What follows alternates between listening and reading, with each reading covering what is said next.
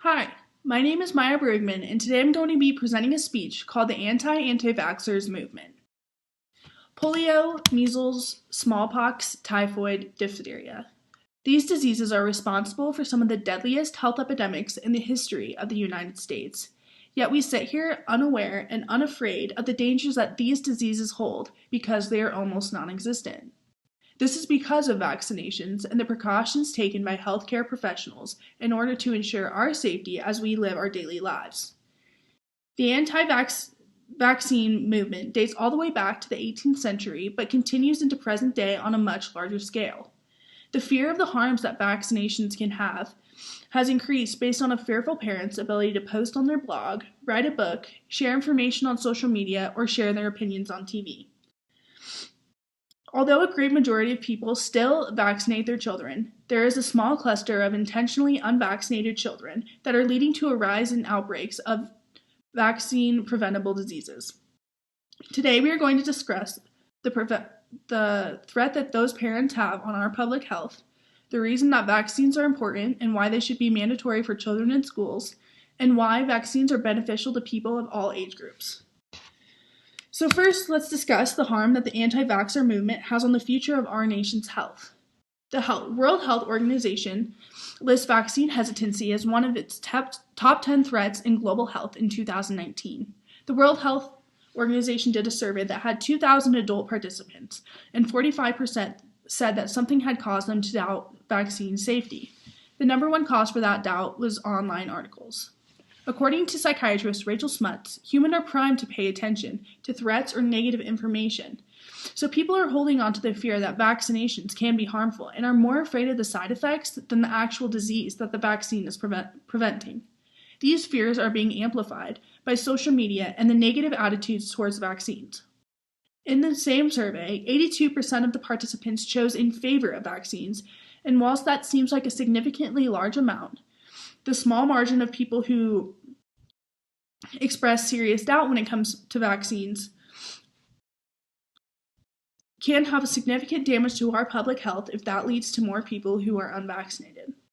Some diseases, such as measles, require 95% of the population to be vaccinated in order to achieve immunity, and a group of our population cannot be vaccinated due to health issues such as allergies, illnesses, and weakened immune systems. So it is important to get vaccines if your body allows you to. The anti-vaxxers movement gained its momentum in the early 2000s when celebrity Jenny McCarthy claimed that her son had gotten autism due to his recent vaccination for measles. Although McCarthy claims that she is not anti-vaccine, the fear that she instilled in other parents along with other misleading information led to the measles outbreak in Washington state. There were 86 confirmed cases of measles, which was the largest outbreak since 1990, according to Washington State Department of Health. This outbreak spread all over the United States and led to 1,282 cases of measles in 2019 alone. The Center for Disease Control and Prevention says the majority of those cases were among people who are not vaccinated for measles. So, next, we are going to discuss the importance of vaccinations and why they should be required for children before they enter into the public school system. Immunity is the body's way of preventing disease and can only be achieved if the body encounters the disease. Our immune system is built to recognize foreign invaders called antigens, and then our body produces antibodies to fight them off. When the same antigens enter our body, our immune system recognizes them and produces the antibodies quick enough before we get sick. Vaccines contain the antigens that cause diseases, but they are weakened to the point where they won't make our bodies become sick. Our immune system still has the ability to create antibodies to prevent the disease from making us sick in the future. Therefore, a vaccine is a much safer way to receive immunity rather than to be exposed to the disease. Getting children vaccinated is very important because children are born with weaker immune systems and are more likely to become sick from encountering a disease. If a child becomes ill, they can spread it to other kids who might be too young to get vaccinated or to other kids who might have health issues which would prevent them from getting the vaccination. When a child catches the disease, they are at a larger risk for serious complications such as hearing loss, paralysis of limbs, convulsions, brain damage, and sometimes death. People should not be able to put the well-being of others and their own children in harm because they're hesitant on the risks that might come and are not likely to come from getting vaccinated. Although all 50 states require that children be vaccinated before entering public school, there are ways to getting out of vaccinated. Some children are not able to get vaccinated because of health issues, but a large majority of children who are coming to school unvaccinated is because their parents say it's against their religious or personal beliefs. These are the exceptions that need to be eliminated. It is important for children to get vaccinated in order to protect themselves against deadly disease, but also to protect those who can't get vaccinated.